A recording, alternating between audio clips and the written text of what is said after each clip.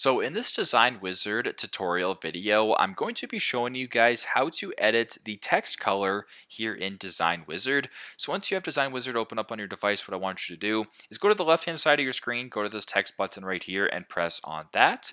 Then either press on add a paragraph, add a subheading, or add a heading. I'll just press on add a heading for demonstration purposes.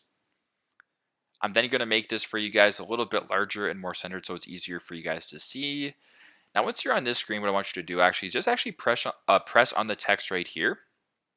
Then at the top, you have layers, effects, the text or the font, I guess, the font size, the background color, and this one right here is what you want, the fill color.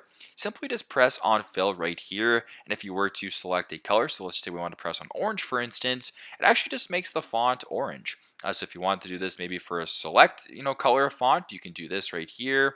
Highlight that, you can make that black, and just like that. So pretty straightforward, but that's how you guys can change the font color here in, or I guess the text color here in Design Wizard. Thanks again for watching, and I hope this video helps.